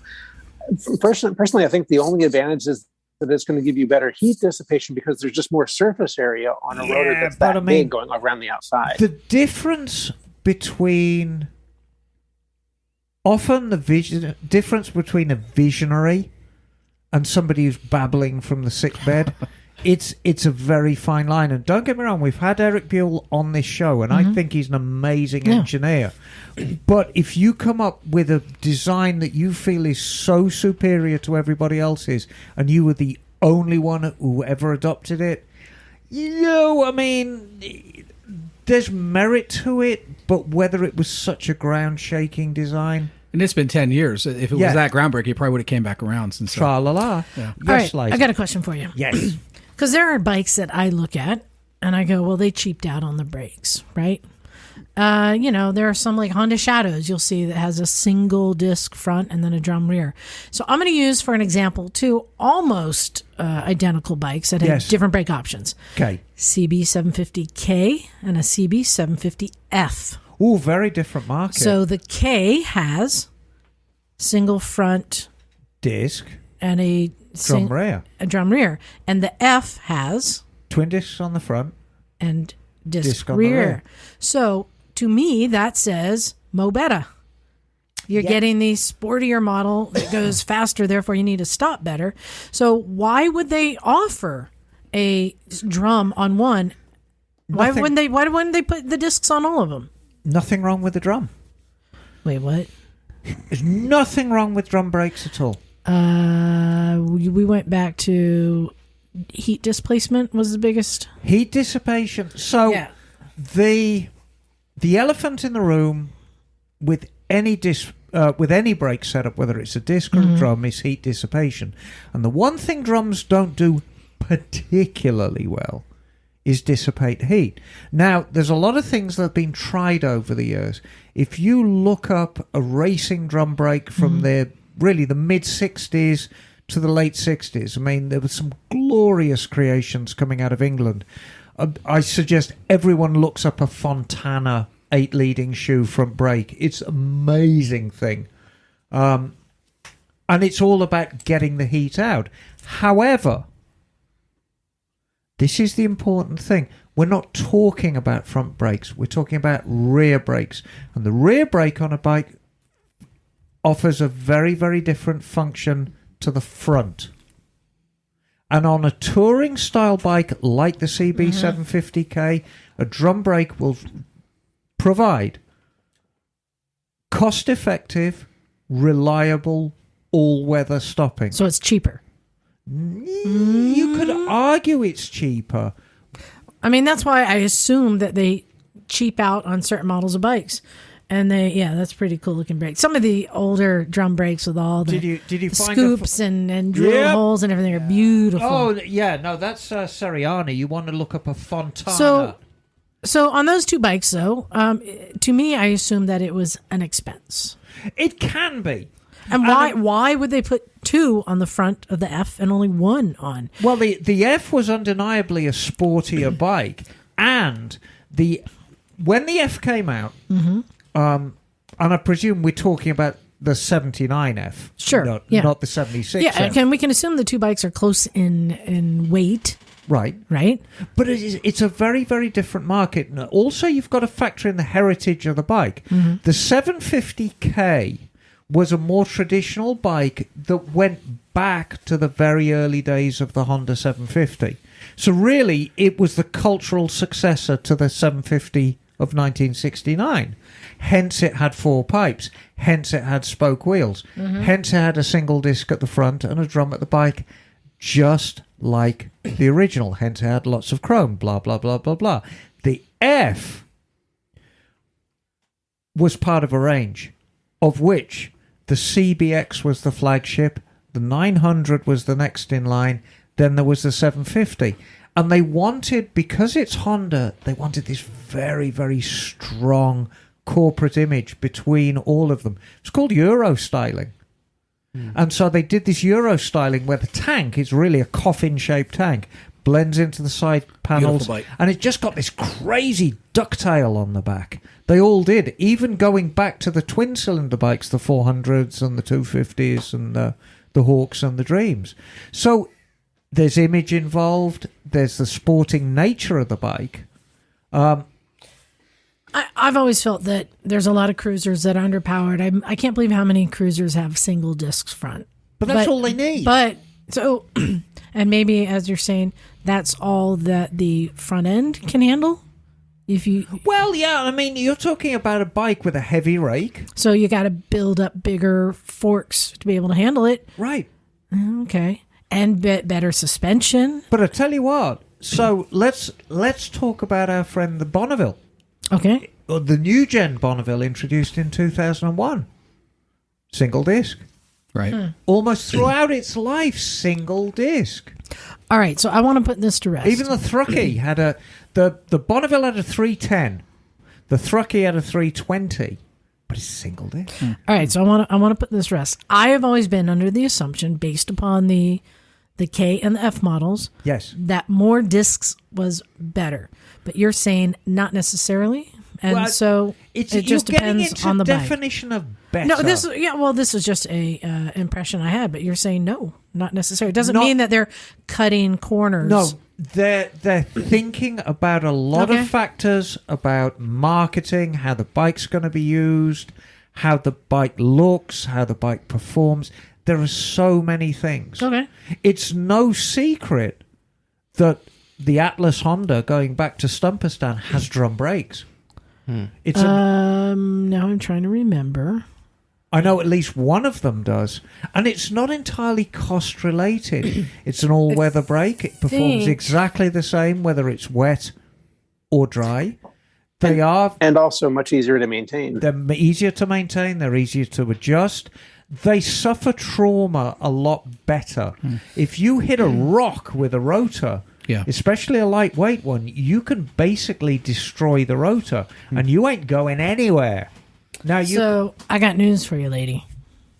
The bikes that we ride, that John will be riding in just a couple days, are disc brakes, front and rear. I'm bringing the picture up. Disc front for sure. I can't remember on the rear. And I think that's probably just more of a. Looks like a drum. Yeah, it's got to be a drum on the back. Yeah, so it might be a drum. What is the current bleeding edge of brake technology, like on MotoGP bikes, and what do you think from there will come down into the MotoGP bikes are, or even World Superbikes? Yeah, World Superbikes. I mean, we're back to the same. We're back to twin 320s and monoblocks. It's not changed. Not changed because that's where it's at. Is carbon fiber part of it then? Oh yeah. But it boils down to exactly the same thing. You change materials, it's all about heat dissipation. Carbon fiber will never be a great material to use for the street. Because brittle, right? Right. Yeah. It's fragile, it's brittle, it needs enormous maintenance.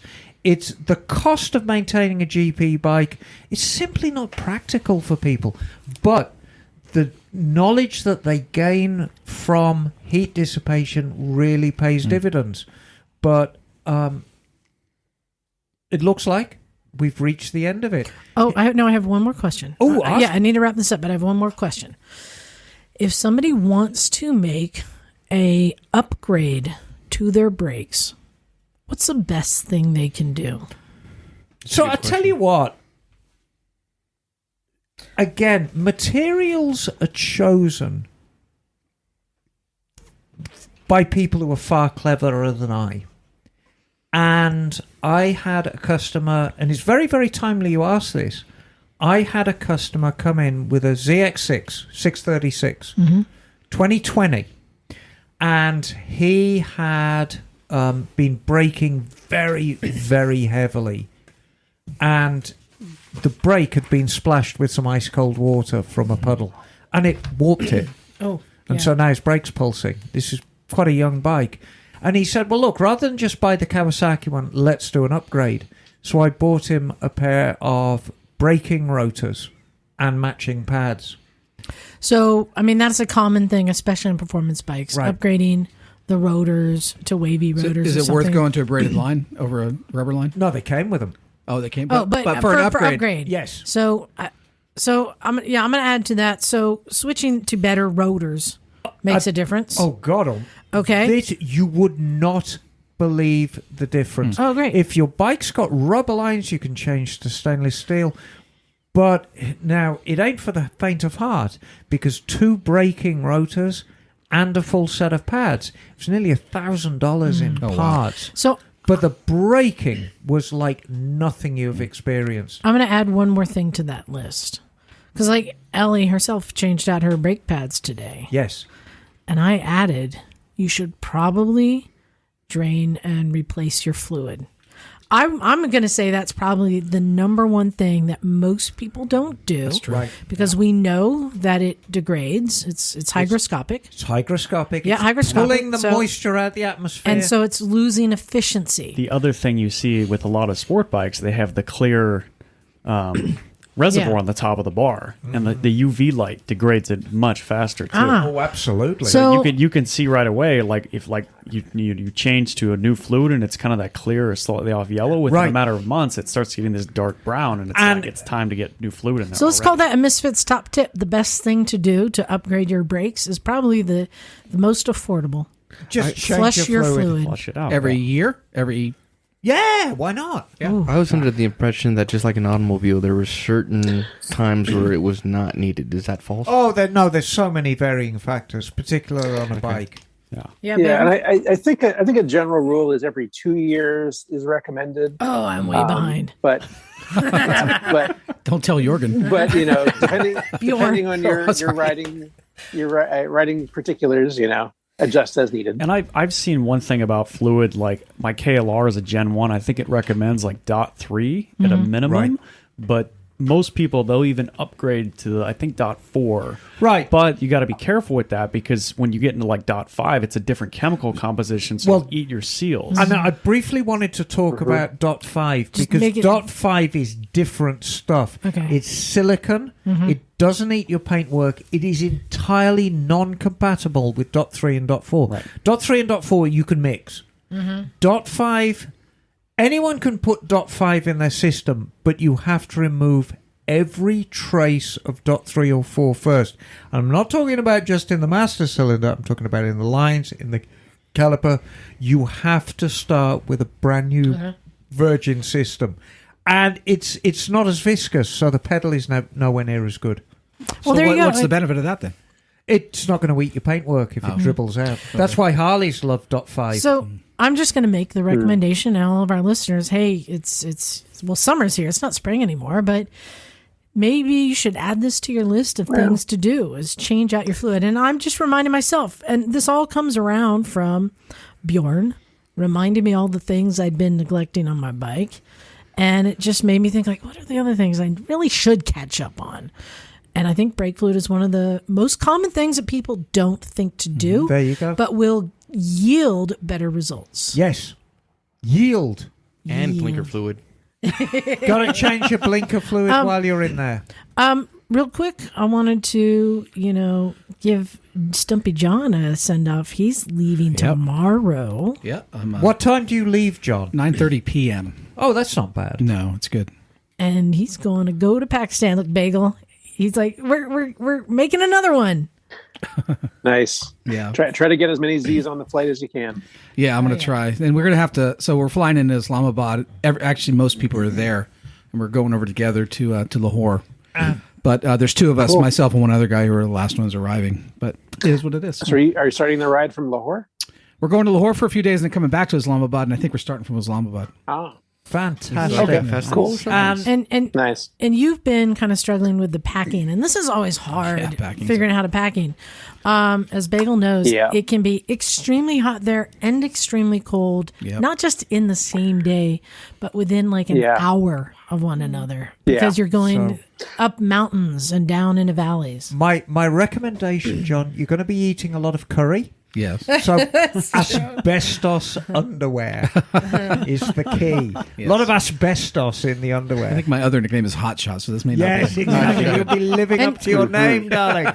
John, you talked about taking your vented pants, which would be great on most of it, but on the days that you're going up and over the passes, you get chilly. You're going to get chilly. You need to have an outer layer to put on. Right. If you can cut the wind. Yeah, I have a rain suit I'm bringing also. He's going to be cutting the wind, all right. That might be the trick that you need. That might be the trick. I could also throw jeans underneath them if I need to. Yeah. They the other thing I recommend, what I wear, is I wear a base layer on those days because it's not too hot when you're in the hot area. Something's happened. What happened there? Why did? Oh, I lost the Zoom feed. yeah, our camera went off. Oh, Emma, did you kick something? She did. You did. You unplugged something. I can't have wires. Let me have a look. You know, this entire You did. time I've been trying to figure out where the camera is because It's right there. That's where the camera. That's the camera. Yeah. Oh There it wow! is. Because I've been like aiming my elbow to see if I could find the camera. That should be back now. Is it? It will. It will. One Just second. got to turn back. So, on. there you hey, go. I'm There so it is. excited There for we you. Yeah, I can't wait. Yeah, just take an outer layer. I think it would be Dress fine. like an onion. Lots of layers. Yes, exactly. I have other news. Oh, what's that? Well, last week, of course, we attended the wedding of Justin and Kivrin. Yes. Cat. Meow. Meow. Well, this week Yes. is the last week that Charlie and Micah will be able to call themselves single. Yeah. I don't think they've called themselves single. No, I mean, it's largely a formality at At this point, stage. yeah. But Legally. yeah, the Misfits are getting married, so I know, our kids are next getting We married. have little yeah. baby misfits running around Yeah, here I soon. know. Our Misfits growing We up. do. More of Me them. and Megan I know, has she's put- provided us some kids. Appreciate Yes. her She doing brings that them for us. by. I know. Oh, Elliot and Lozenge. Yeah. Yes. Well, John, Such a good child. Just have a great time. Don't forget to try the pawn. Okay. Yeah, that's a delicacy there. Will he need asbestos underwear? Probably. Maybe No. no. The food is very good. Yeah. No. Be sure to try Cha-Cha's chicken and Gilgit. It Okay. is to die for. Yeah, cha-chas. Except they make me Oh, eat on the so good. roof. Oh. Yes. Yeah. I don't have But that it's a problem. rooftop. Yeah. Yeah, women can't eat in the restaurant. So they give us a rooftop across the street Oh. so we can see into the restaurant. We all ate on the rooftop across the street too. Oh, they put you It there was too? like our own little. Put all the white it was people our over there. little, like, So, private dining so area. the It was women are great. sitting on the roof gazing longingly Yeah. at the diners inside. That's not right. Oh, we're watching Cha-Cha cook that chicken out on the sidewalk. Okay. See, I had something I was going to say. Now I got so distracted. What else, Bagel? Oh, no, and I know what it is. John, Yes. are you going to be posting on your trip that if anyone wants to follow along? Yeah, I will be. We haven't talked about posting on the Instagram for Motorcycles and Misfits. So I probably put some stuff up on our Instagram, my personal Instagram, which is Johnny EPA. What? Yeah. Here, let me check. I got like 7 of them. But I Can you post to the Recycle Garage? yeah, absolutely. I Instagram? can post it Okay. there. Yeah. So I'll just do that, and then so you can follow me there. You can follow us on Facebook. Liza will post some stuff. on Yeah, I'll Facebook share stuff on our and Recycle. I'll see if I can throw some stuff up on YouTube. Also, kind of little quick bites up there on our YouTube page. I'm jealous. Another quick announcement. Emma and I are going to be a little more famous. Uh-oh. Oh, yeah, just a little. Oh, Yeah, Emma and I are going to be featured in Revzilla's Common Tread. Oh, great. They did an interview with Nice. us. Oh, that's and awesome. It's a very nice interview. Big shout out to Andy. Yeah. Yeah, thank you so much That's good for reaching exposure. out. That's awesome. Yeah, Cool. did a good job. We had a nice chat with him, and then he had to. I don't know how he like trimmed it down, but Emma and I just talked and talked and talked. Well, let me tell you about the time. Yeah, Yeah, exactly. When is that going to be up? Do you know? and in the next couple days, I will Great. be sure Absolutely. to share it. And then lastly, don't forget we got T-shirts for sale. You finally got your T-shirt. Finally, I can wear months it now. late. Yeah, I know. You know what I'd like to see on a design for What's the that? T-shirt? The Thringle engine. The Thringle. I think, we need to between design me a and Nog, we should Thringle. come up with a design for the Thringle. And I'd like to put a 3.5 piston caliper brake together. How much are the shirts? I think didn't Moto Marini make a 3.5 piston caliper? Yes. no, Moto Bandito. Yeah, Moto Bandito. Bandito. Yes, those guys with the snap-off tools. Yeah, Yes. exactly. The Moto Bandito upgrade kit. How much are the shirts? $25. $1 million. Yeah, I have them But for you, available if you'd like to buy them. 35. Hey, Bagel, did you get an email that you can Yeah. read? Get that ready. I'm going to read one real quick. I did. So our new favorite, Narnar. Nar. Narnar. You remember he wrote in and asked for a nickname, and Doug named him Narnar? He's like our BFF now. Yeah. How does that work? Yeah, he's a 14-year-old kid who's into motorcycles. We call him Narnar. Narnar says, hey, it's Narnar. I was wondering if you would be doing another flabby butt, tight butt, or the iron butt next year. Well, that's a good question. I got the flabby butt worked out. I'm not sure what the flabby butt and the tight butt is. It's been a while since I've done an iron butt, and we keep talking about it. Mm-hmm. We did the 10 butt 200 years ago, where we rode on 200cc or less scooters or motorcycles on a 200-mile loop. That was fun. And then we did the numb nuts. So I don't have any plans to do the 10 butt, only because so few of us have any bikes or scooters under 200 cc's. And Bagel honestly just whined the whole time. Because his Bajaj couldn't keep up with my Honda. But maybe Emma, maybe we need to come up with something called the flabby butt. What would that look like, do you think? Well, I'll show you what it looks like.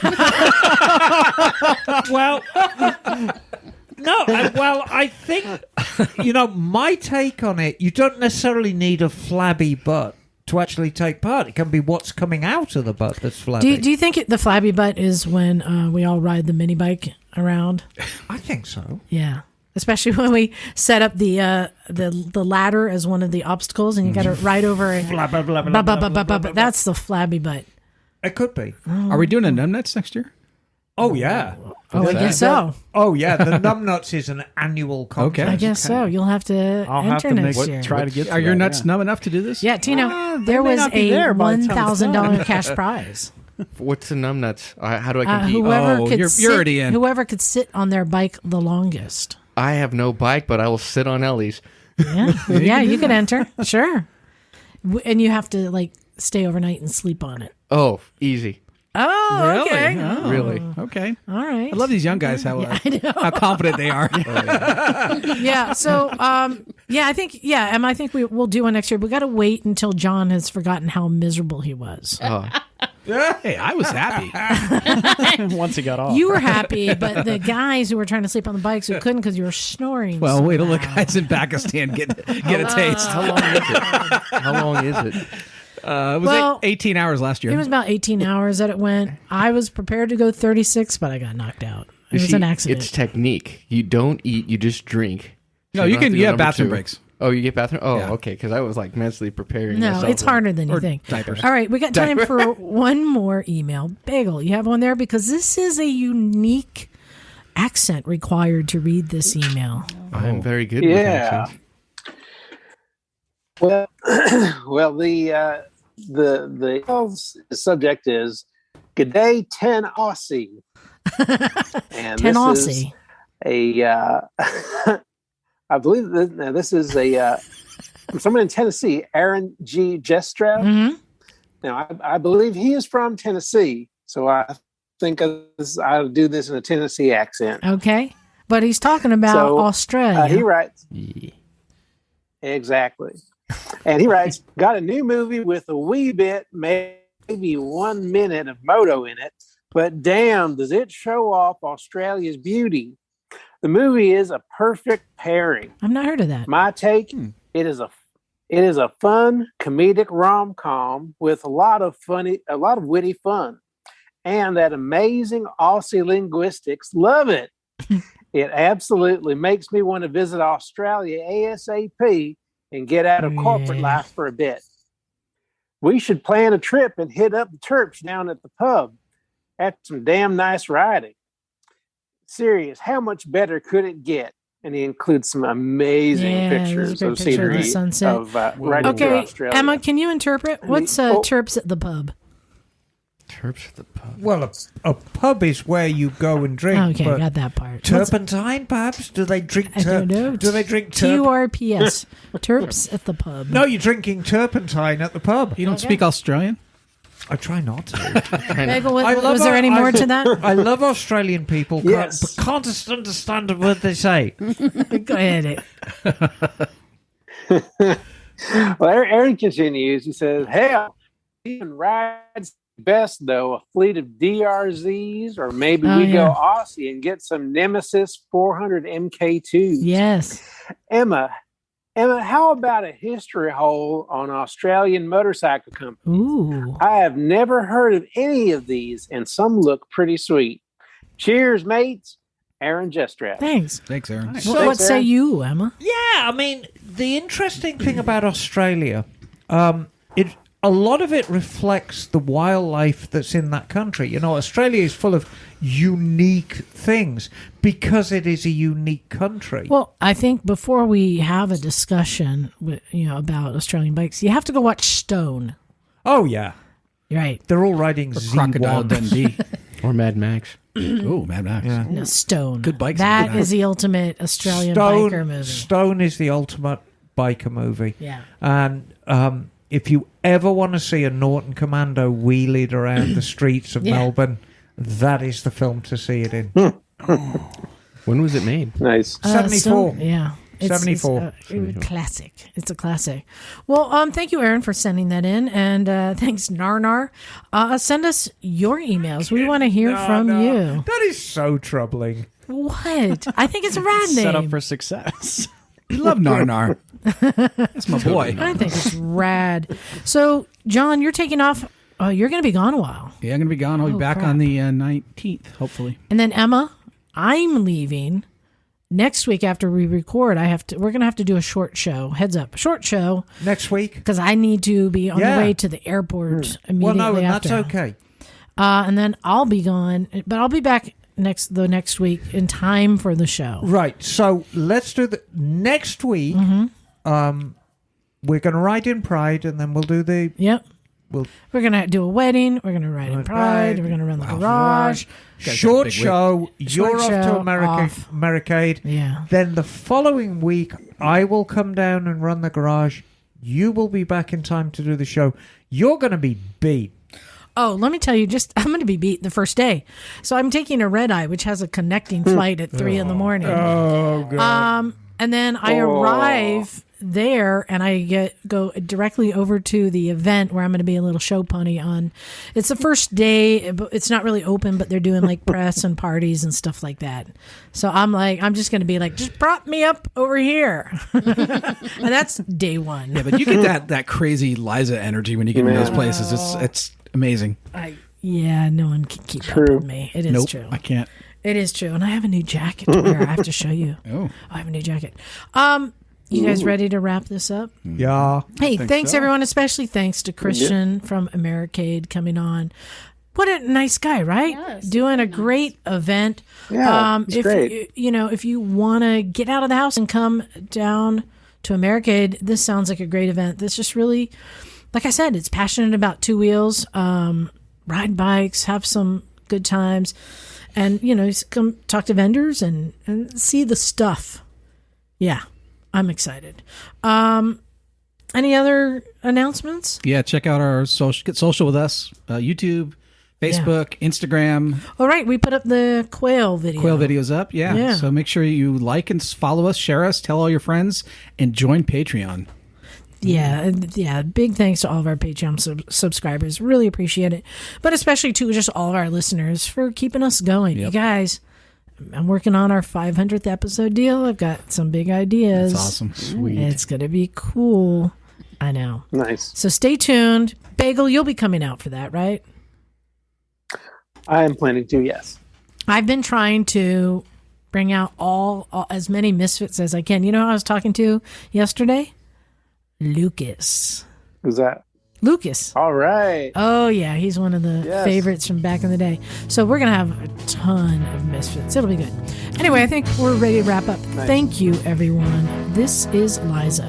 Inshallah, I will be back on the 19th. Stumpy John. Emma, darling. Mrs. Stumpy. Dr. T. It's just Patrick hanging out. Bagel. And we are out of here. Oh, cool.